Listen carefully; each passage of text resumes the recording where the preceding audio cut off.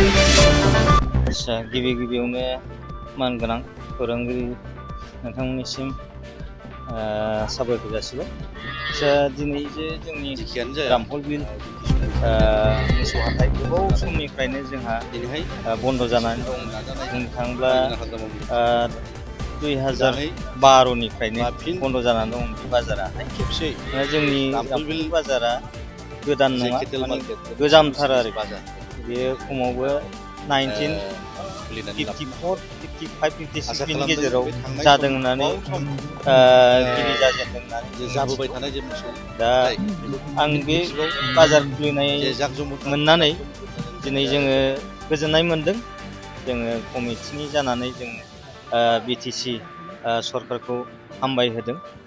बिथांमोनहा गोदानै गनायथि होफिनबाय नैबे मोसौ हाथायखौ फिन खुलिफिननो थाखाय।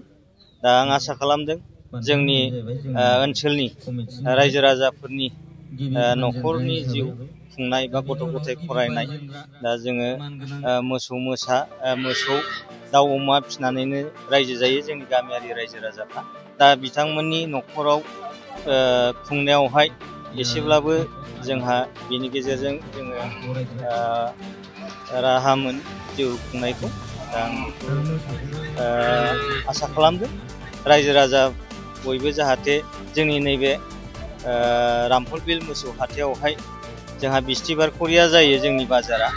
दा बेवहाय नोंथांमोनहा गावबागाव फाननो गोनां मोसौ बा मैसो दङब्ला फानफैनो हागोन आरो गावबागाव फसायनाय बायदि मुल्ययै दा नोंथांमोनहा फाननो हागोन।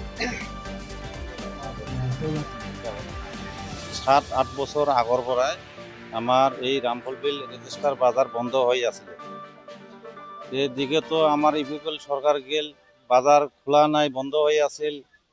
আমার জনসাধারণ পাবলিক খুব অশান্তিত আছিল। এটা গরু বিক্রি করব পারা নাই। এতিয়া আমার হাকরামা মহিলার ইসার সরকার আহার পিছত আমি অলপ আনন্দ পাইছো বা আমার গরু বাজার বিলাক খুলি দিছে।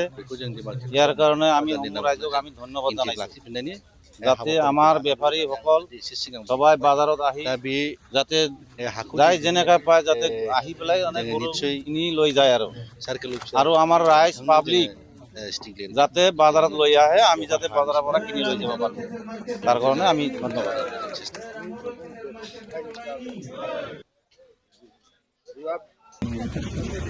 আমি এজন ব্যৱসায়ী হিচাপত যোৱা 7-8 বছৰৰ পৰা আমি বহি আছিলো ঘৰত।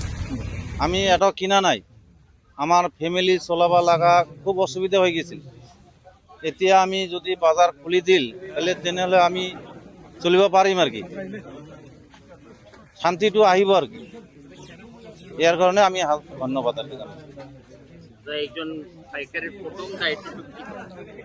আমার এজন প্রথম পাইকারের দায়িত্বটো হল আমার বজারত আহিব লাগে, আমার বজারের মূল্য হিসাবে কিনি লৈ যাব লাগে, যাতে আমি রাস্তা ঘাট যাতে অশান্তি না হয় আমি বিক্রি করব পারো আন বাজারলৈ, এটাই আমার কামনা। চালান আমি লৈছো, চালান কাটিছো, চালান না কাটিলে আর কেনেকে লৈ যাব, চালান না কাটিলে কেনেকে লৈ যাব, চালান কাটিব লাগিব। এটা তো আমার পাইকারি কর্তব্য, দায়িত্ব আমার। আমার যদি চালান না কাটো আমার ঠিকাদার বিলাক মরি যাব না হয়, ঠিকাদার ক'ত পাব, ঠিকাদারও তো পয়সা দিয়ে লৈ আহিছে বাজার। আর কি কম, আমার এইটো মানে বক্তব্যতে আমি শেষ করে দিলাম। आंथ' मोजां मोनदों। दिनै हाथाय गोदानाव मोसौ फानबाय आङो नैबे बिथांनो 32,000नि। बेखायनो आं दिनै हाथाय खुलिजेननायाव फाननो मोननानै आं मोजां गोजोनबाय।